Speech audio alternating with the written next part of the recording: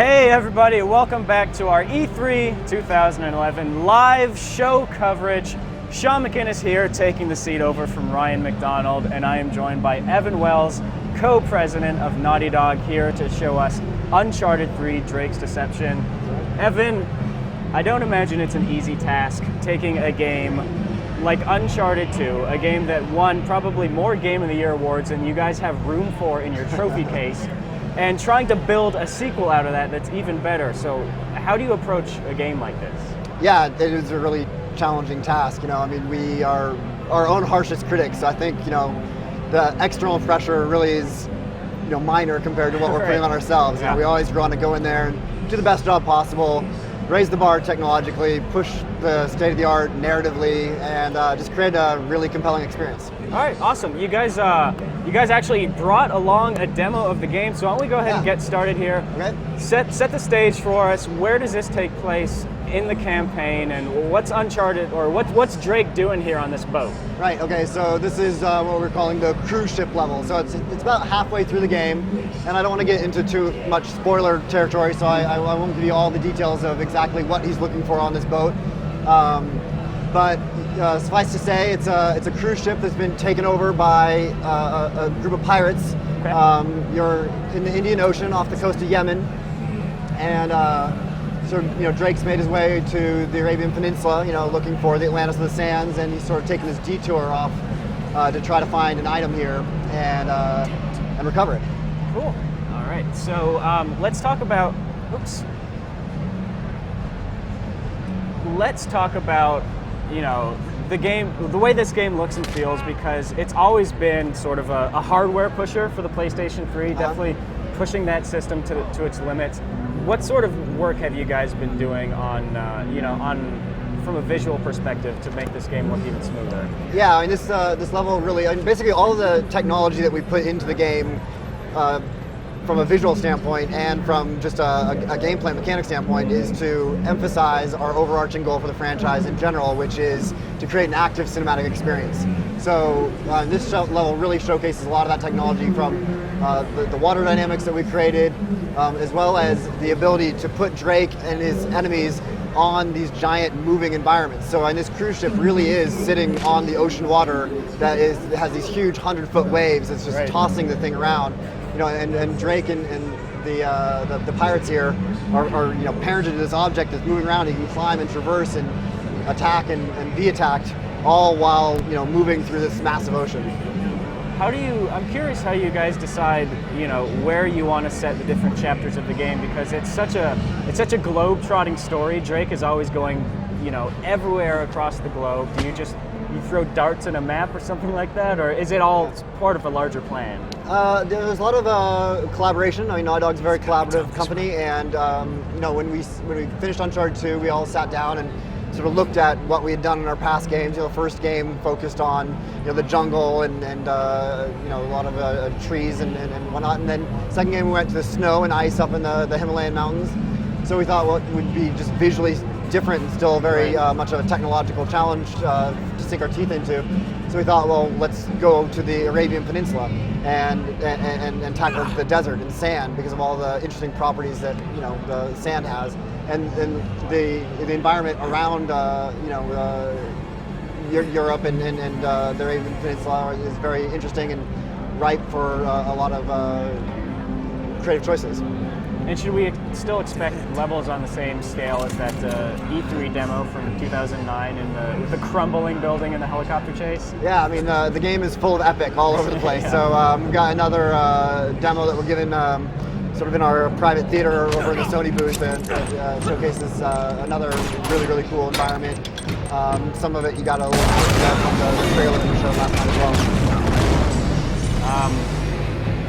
So obviously we're seeing Drake here in a shootout. You want to talk to us about what you've done to the combat system? Yeah, sure. So, like I said, we made that combat system really work in all kinds of environments. So here you see that the hold is taking on some catastrophic damage, starting to fill with water.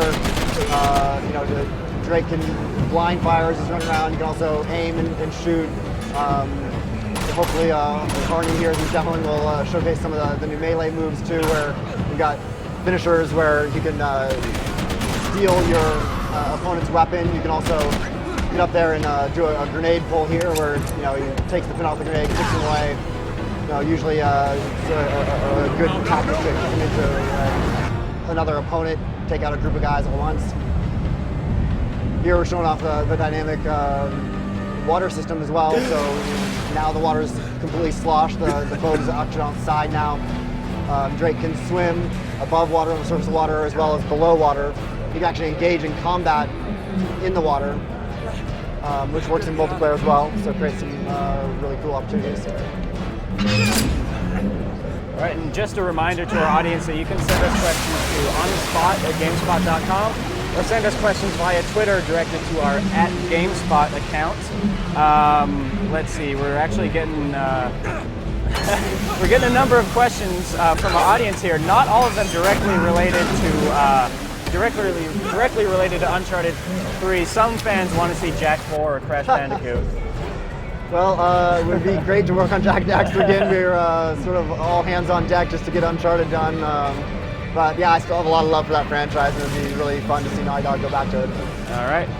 We've got somebody, a guy pretending to be Buster Posey from San Francisco is wondering about story co-op. How is co-op implemented into the game?